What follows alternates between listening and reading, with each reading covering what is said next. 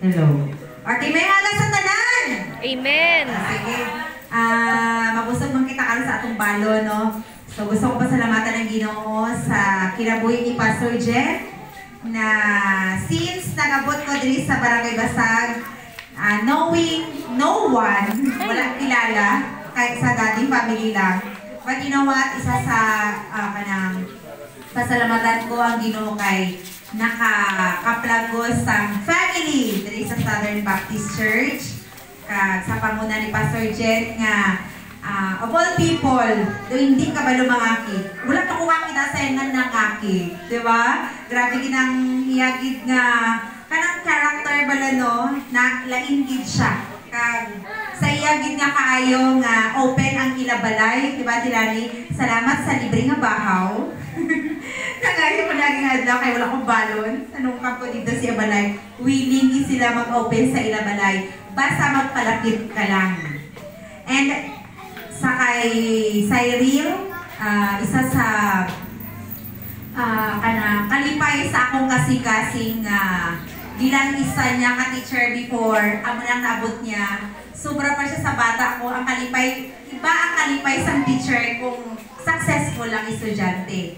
And I know nga ginagamit si Cyril for ministry, hindi basta-basta ka ministry, music, praise and worship team. Hindi basta-basta. Kinahanglan dedication, patience, kanang madinut-duton ka sa Ginoo kay ano, hindi ka makaproduce sa maayo nga mga worship leaders kung ikaw mismo nga leader sa worship team, wala pa kamuyo.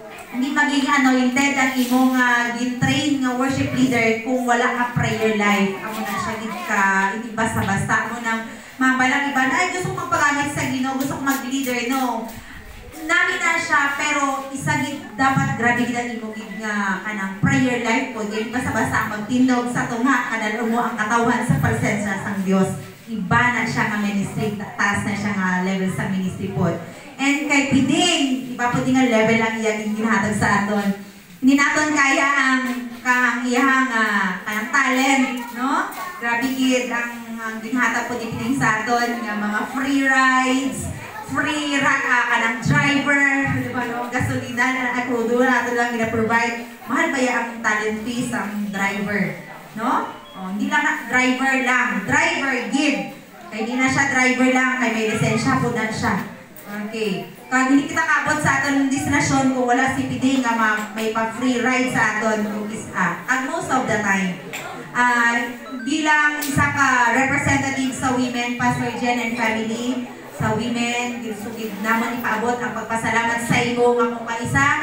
Dungol man kami, ginamitan mo na siya. Kung kaisa, gapabungol, hindi kami bungol, Pastor. Gapabungol-bungol lang kami yan. Bukod na siya. Makabatid kami, o hindi na kami gusto mamati kung kaisa. Sa tawag ni Pastor, di ba?